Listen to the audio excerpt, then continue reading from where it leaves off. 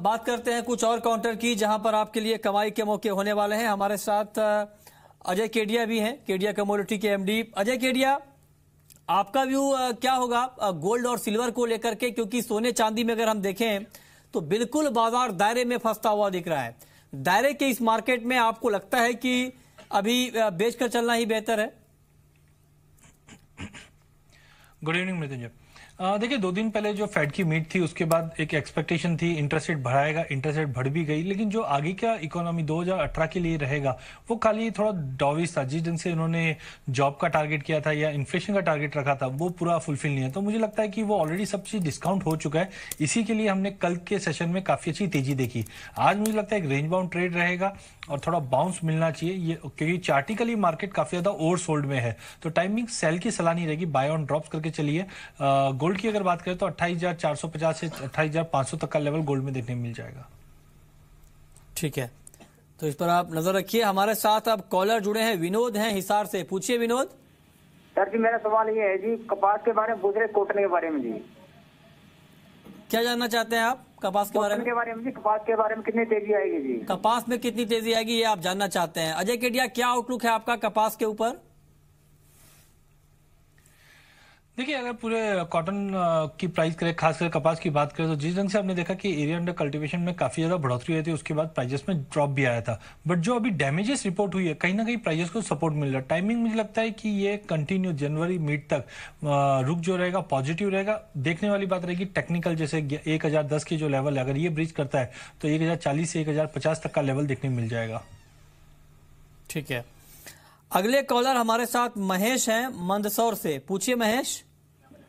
Sir, मेरा दोनों expert से सवाल है, सर हमको सोयाबीन में बड़ी पोजीशन बनाना है, तो 15 दिन के लिए तो बाय करूं या सेल? 15 दिन के लिए सोयाबीन में बाय करना बेहतर रहेगा या सेल, बताएं अनुज। देखिए, सोयाबीन में हम देखें तो हायर लेवल से बिकवाली देखने को मिली है और सबसे बड़ी बात अगर हम देखें तो इंटरनेशनल मार्केट में भी भाव नीचे आते हुए दिखाई दिए हैं। मुझे लगता है कि सोयाबीन और आरएम सीड दोनों में ही गिरावट देखने को मिल सकती है। तो मुझे लगता है कि अगर ये शॉर्ट टर्म के लिए पोजीशन बनाना चाहते हैं तो बिकवाली करके चलें। नीचे हमें लगता है कि सोयाबीन में करीबन 2950 तक और सरसों में नीचे करीबन 3800 रुपये तक के लेवल देखने को मिल सकते हैं। ओके, ठीक है, तो इस पर आप नजर रखिए सोयाबीन में, और यहाँ पर बिकवाली की कॉल दी जा रही है। अगले कॉलर हमारे साथ दिनेश हैं। पूछिए दिनेश। सर नमस्कार। नमस्कार, पूछिए।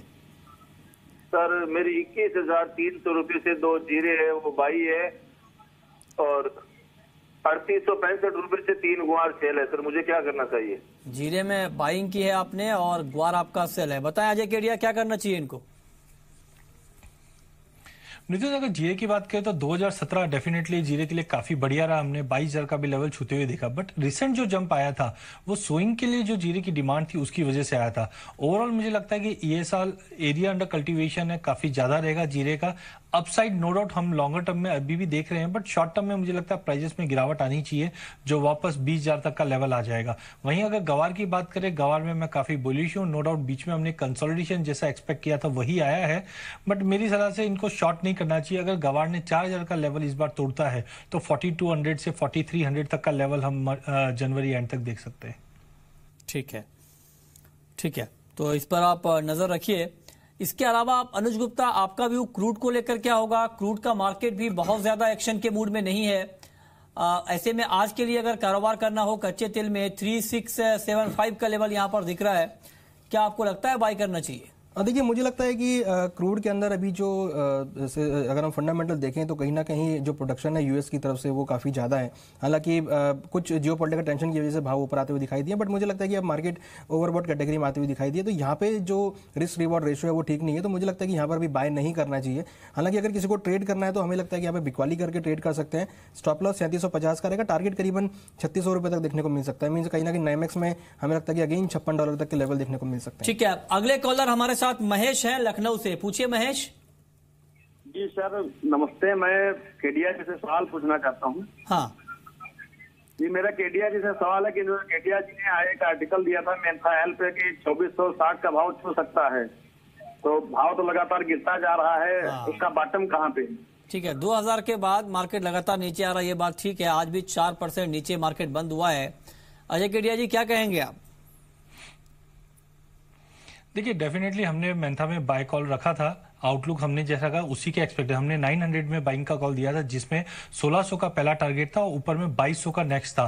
तो ओवरऑल हमने 1940 तक का जंप देखा। टेक्निकल फॉल है मार्केट में जिस ढंग से हमने ओवर लीवरेज होते हुए देखा नवंबर मंथ में खाली, तो हो सकता है थोड़ी और गिरावट मिल जाए जो 1560 1580 ये रेंज में मिल जाए। बट अभी भी हम जनवरी एंड की बात करें तो मुझे लगता है कि प्राइजेस में फिर से 2000 का लेवल छू सकता है। खाली जो कंसर्न है वो है सिंथेटिक मेहनता, क्योंकि जिस ढंग से प्राइजेस बढ़ी है तो हो सकता है जो आर्टिफिशियल मेहनता है उसका प्रोडक्शन अगले साल बढ़ सकता है। उसके लिहाजा हमें लगता है थोड़ा प्रॉफिट बुकिंग जरूर है, बट टाइमिंग एक वीकनेस रह सकती है प्राइजेस। ठीक है, सवाल जवाब जारी है, अगले कॉलर का रुख करेंगे, लेकिन उससे पहले बात कर लेते हैं मेटल की। और मेटल मार्केट को लेकर के अजय केडिया आपका ताजा आउटलुक क्या है और आज शाम के कारोबार के लिए आपकी टॉपिक क्या होगी मेटल्स में? नितिन, अगर बेस मेटल की बात करें तो पिछले हफ्ते तक मार्केट गिरावट में था। पिछले 3 सेशन में हमने काफी अच्छा उछाल देखा। खास करके हम लोग कॉपर जिंक की बात करें तो मुझे लगता है ये दोनों काउंटर काफी बुलिश है। खास करके कॉपर की बात करें तो अभी भी सप्लाई अनसर्टेनिटी है। वहीं अगर जिंक लेड की बात करें तो वहां पे डेफिसिट की वजह से प्राइजेस अभी भी सपोर्टेड है। ओवरऑल मुझे लगता है डिमांड चाइना से कंटिन्यूस रहना चाहिए। जनवरी में भी वो प्राइजेस को सपोर्ट किया। खास करके कॉपर अगर बाय करके चले और मुझे लगता है 440 का लेवल अगर ब्रीच करता है तो 446 तक का लेवल कॉपर में, वहीं जिंक में 206 तक के टारगेट देखने मिल जाएंगे। चलिए अगले कॉलर हमारे साथ आकाश हैं आगरा से। पूछिए आकाश। जी सर, मैंने एक जिंक शॉर्ट किया है सर 4 रुपए 30 पैसे पे और 2 एनजी मेरी प्लस है सर 193। जिंक में आपने शॉर्ट किया है और एनजी में आपने प्लस किया है, बाय किया है। अनुज बताएं। देखिए जिंक के अंदर जो इनकी पोजीशन है मुझे लगता है कि अगर एट कॉस्ट मिले एक बार निकल जाए, क्योंकि हमने लोअर लेवल से बाउंस बैक आता हुआ देखा है और हो सकता है कि भाव एक बार अगेन 206 रुपए तक जा सकते हैं। तो जिंक में एट कॉस्ट पे निकल सकते हैं। और अगर नेचुरल गैस की देखें तो कल हमने देखा कि अनएक्सपेक्टेड इसकी जो इन्वेंट्रीज वो काफी घटकर आई है और हमने देखा है कि यूएस के अंदर जो अब मौसम है वो ठंडा होता हुआ दिखाई दिया। इवन अगर हम टेम्परेचर भी देखें तो माइनस के आसपास आता हुआ दिखाई दिया है, जहां पर हम ये मान रहे हैं कि अब नेचुरल गैस की जो डिमांड है वो बढ़ती हुई दिखाई देगी, क्योंकि इन्वेंट्रीज यहाँ कम हुई है। तो नेचुरल गैस की जो पोजीशन है इसकी मुझे लगता है कि उनको होल्ड करना चाहिए। ओके, अगले कॉलर हमारे साथ अमित हैं हिसार से। पूछिए अमित। नमस्कार सर। नमस्कार, पूछिए। सर ये चने में सट्टाबाजी बढ़ रही है, बिकवाली हावी हो रही है, ऐसे कर रहे हैं लोग, ये क्या होता है ऐसे? चने में सट्टेबाजी बढ़ रही है आप कैसे कह सकते हैं? उस पे जो न्यूज आती है सर कई बार अखबार वगैरह में। अच्छा, अखबार वगैरह में जो न्यूज आती है, क्या कहेंगे अजय केडिया आप? देखिए जो भी प्राइस डिस्कवरी होती है वो डिमांड और सप्लाई, और डेफिनेटली ये लग भी रहा था चने में गिरावट आएगी, क्योंकि जिस ढंग से प्राइसेस बढ़े हुए थे तो काफी किसानों ने इस बार ना चने को सिलेक्ट किया है। उसके बाद हमने देखा कि एरिया अंडर कल्टीवेशन में बढ़ोतरी हुई है। तो डिमांड सप्लाई पे पूरा मार्केट सप्लाई होता है। नो डाउट थोड़े बहुत अप डाउन ज्यादा रहते हैं। टाइमिंग मुझे लगता है जिस ढंग से फंडामेंटल्स है डिमांड के अगेंस्ट सप्लाई काफी ज्यादा, तो प्राइसेस में फर्दर फॉल देखने मिल सकता है। मार्जिन बढ़ाया है और जो इम्पोर्ट की अपडेट है वो कहीं ना कहीं प्राइसेस को थोड़ा कुशन जरूर देंगे, बट अभी भी मुझे लगता है फंडामेंटल काफी वीक है, जो 3600 तक का भी लेवल देखने मिल जाएगा। अगले कॉलर हमारे साथ चांद तिवारी हैं बीकानेर से। पूछिए। हेलो जी, पूछें जी, आपकी आवाज आ रही है। सवाल ये सवाल है, मैंने क्रूड सेल किया है 3680 के लेवल पर। 3680 क्या करना चाहिए? होल्ड करना चाहिए या अभी ऐसे ठीक है स्टेज करना चाहिए? 3680 पर क्रूड में इनकी बिकवाली है। अभी मार्केट 6 रुपए नीचे है इनके लेवल से। क्या व्यू होगा आपका इनके लिए अजय केडिया? देखिए क्रूड में नो डाउट कल के सेशन में हमने जरूर बाउंस देखा, बट फंडामेंटल मुझे लगता है काफी वीक है। जिस ढंग से यूएस में प्रोडक्शन और रिस्क काउंट बढ़ रहे हैं, प्राइसेस में फिर से मुझे लगता है कि रिट्रेसमेंट नीचे की तरफ आना चाहिए। तो बेटर इनका बने रही है। नीचे में मुझे लगता है 3640 3630 का लेवल मिलता है, वहां पे इनको प्रॉफिट बुक करना चाहिए। ओके, अगले कॉलर हमारे साथ सोनल जैन है गुणा से। पूछिए सोनल। गुड इवनिंग मृत्युंजय जी। गुड इवनिंग, पूछिए। हाँ, मेरा केडिया जी से है सवाल। मुझे पूछना है कि 10 डेज तक ग्वार का क्या लेवल दिख सकता है? बताएं केडिया जी। देखिए गवार में जैसे मैंने कहा, जब तक 4000 का लेवल ब्रीच नहीं करता है, मुझे लगता है प्राइसेस एक टाइट रेंज में रहेगा। डाउन साइड 3780 पकड़ के चलिए, ऊपर में 3940-50 यही रेंज में रहेगा। अगर 4000 का लेवल ब्रीच करता है तो मुझे लगता है ये वापस जो हमने अक्टूबर मंथ में एक रैली देखी थी 4180, तो वहां तक का लेवल मुझे लग रहा है। जब तक 4000 का लेवल नहीं ब्रीच करता है, ये 200-250 रुपए के अंदर ही ट्रेड करेगा। ठीक है, ठीक है, तो 200 से 250 रुपए के रेंज में ही ट्रेड करेगा। इस पर आप नजर रखिए। और मार्केट अगर हम देखें तो आज 21 रुपए की मजबूती के साथ यहाँ पर करीब 21.5 रुपए की मजबूती के साथ बाजार आज बंद हुआ है। इसके अलावा आप अजय केडिया, आपका व्यू कुछ और काउंटर की बात करें अगर एग्री में, तो जैसे खास करके सोयाबीन लॉन्ग टर्म के लिए आपको कैसा दिख रहा है? मुझे लगता है सोयाबीन में एक जिस ढंग से हमने 2850 से रैली देखा इंपोर्ट के अपडेट के बाद और इंटरनेशनल में जो ड्राई कंसर्न्स था उसके बाद, तो टाइमिंग मुझे लगता है कंसोलिडेशन फेज रहेगा। मंदी जरूर मैं नहीं देख पा रहा हूँ प्राइजेस में। 3000 2980 का जो लेवल है वो काफी अच्छे लेवल है बाइंग करने के लिए। ऊपर में वापस मुझे लगता है कि 3150 तक के लेवल देखने मिल जाएंगे। ठीक है अनुज, आपका व्यू सिल्वर के ऊपर क्या होगा? चांदी में आपको लगता है कि गोल्ड के मुकाबले थोड़ा एक्शन ज्यादा रहने वाला है? देखिए चांदी में अगर देखें तो भाव $100 के नीचे चल रहे हैं, जो कि काफी एक महत्वपूर्ण सपोर्ट था, उसको ब्रीच किया है। और अगर हम एमसीएक्स में देखें तो 37,300 एक काफी स्ट्रांग सपोर्ट था, जिसके नीचे मार्केट अभी ट्रेड कर रहा है। मुझे लगता है कि अभी जो ट्रेंड रहेगा वो थोड़ा नेगेटिव ही रहेगा।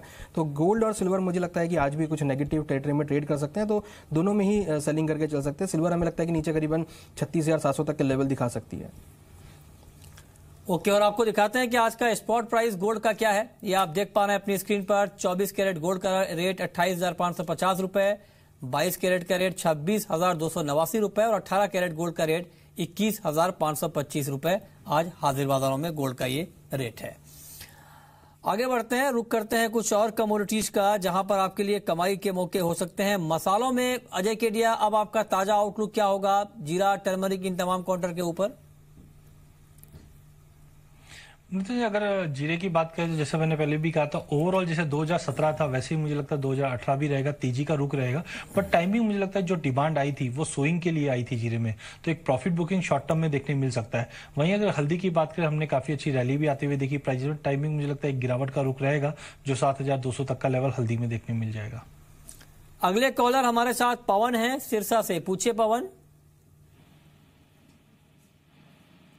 पवन, आप सुन पा रहे हैं? लगता है इनसे हमारा संपर्क नहीं हो पा रहा है। अगले कॉलर नेहा है इंदौर से, पूछिए Neha. Good evening sir. Good evening, पूछिए। सर मुझे पूछना था कि नेचुरल गैस में क्या लग रहा है। एक्चुअली मेरे 3 लॉट होल्ड हैं, 180 पे मैंने बाय करके रखे हुए हैं। ओके, तो मुझे क्या करना चाहिए? 180 पर आपने, हाँ ठीक है, 180 पर आपने 3 लॉट बाय किया है। अनुज, क्या करना चाहिए? इनको होल्ड करना चाहिए भी या फिर आपको लगता है कि निकल जाना चाहिए? देखिए अगर हम टेक्निकल पर्सपेक्टिव देखें तो मार्केट ओवरसोल्ड कैटेगरी में, जहां पर हमें लगता है कि बाउंस बैक होना चाहिए। साथ में अगर हम फंडामेंटल जाए तो हमने देखा है कि कल जो इन्वेंट्री आई थी वो भी माइनस में काफी आई थी, जो कि ऑल्सो सपोर्टिव है। साथ में अगर हम यूएस के वेदर की बात करें तो वो भी अब ठंडा होता हुआ दिखाई दिया। हमें लगता है कि अब नेचुरल गैस की जो डिमांड है वो यहाँ बढ़ सकती है, तो मुझे लगता है कि इनकी जो बाइंग पोजीशन है उसको होल्ड करना चाहिए। ठीक है, और अब वक्त है रैपिड फायर राउंड का। अजय केडिया, आपकी पहली रैपिड फायर कॉल क्या होगी? मुझे लगता है बेस मेटल में से कॉपर बेस्ट पिक रहेगी। करंट मार्केट से भी लिया जा सकता है। ऊपर में 442 तक के टारगेट कॉपर में देखने मिल जाएंगे। ओके, आपकी कॉल अनुज? देखिए हमारी कॉल गोल्ड में रहेगी। हमें लगता है कि गोल्ड में बिकवाली करके चल सकते हैं। नीचे टारगेट करीबन 28,100 तक मिल सकते हैं। स्टॉप लॉस 28,500 पे लगा सकते हैं। आपकी आखिरी कॉल अजय केडिया? मुझे लगता है एनर्जी पैक में नेचुरल गैस काफी अच्छा काउंटर, कल इन्वेंट्री भी सपोर्टिव थी। करंट मार्केट से भी अगर बाय करे तो 176 से 177 का टारगेट देखने मिल जाएंगे शाम के सेशन में। चलिए, बहुत बहुत शुक्रिया आप अजय केडिया आपका, और अनुज गुप्ता आपका भी हमसे जुड़ने के लिए, बताने के लिए कि आज बाजार में कहां पर कमाई के मौके होने वाले हैं।